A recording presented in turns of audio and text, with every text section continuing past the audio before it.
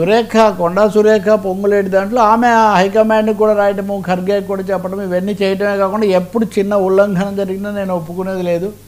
దేవాదాయ శాఖ మంత్రిగా నా అధికారాలు, అందులో మా దగ్గర మేడారం జాతర, సమ్మక్క సారక్క, ఈ కాంట్రాక్టులు పొంగులేటి శ్రీనివాసరెడ్డి కంపెనీకి ఇవ్వడం ఇదంతా చాలా అంటే ఆయన బహిరంగానే మాట్లాడారు. ముఖ్యమంత్రి నన్ను అడిగారు, ప్రతిష్టాత్మకమైంది, చాలా ఎక్కువ మంది వస్తారు, మీరు చెయ్యండి అంటే నేను చేస్తున్నాను. కానీ 70 కోట్ల కాంట్రాక్ట్లో నాకేదో పెద్ద మిగులుతుంది, నేనేం దానికోసం అంత పాకులాడే స్థితిలో లేనని అందరికీ తెలుసు.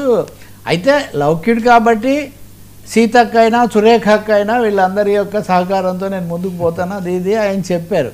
కానీ అదే సమయంలో సురేఖ తర్వాత మరొకసారి నిరసన తెలుపుతూ ఏ విషయమైనా సరే నాకు నా కార్యదర్శికి తెలిసిన తర్వాతే జరగాలి, లేకపోతే కుదరదు. ఈ ఇది కూడా ఉంది కదా, మురళికి బీసీ వర్గాల తరఫున రెడ్ల ఆధిపత్యం లేకపోతే ఇంకొకరిల ఆధిపత్యం మీద పోరాడతారని కదా, ఈ ఆధిపత్యాలు ఇవన్నీ మేము సహించాం, ఈ పద్ధతిలో ఆమె మాట్లాడారట. కానీ రిజల్ట్ ఏమో రివర్స్లో ఉంది. ఈమె పొలిటికల్ కార్యదర్శి మీద కాంగ్రెస్ అధిష్టానము అలాగే ముఖ్యమంత్రి చర్య తీసుకున్నారన్నది బీఆర్ఎస్ పత్రికల వార్త. అందరూ ఆ స్థాయిలో ఇవ్వలేదు, కొంత ఇచ్చారు. కానీ మొత్తం మీదగా కాంగ్రెస్ నాయకత్వం సురేఖ మీద చర్య తీసుకుంటున్నారు.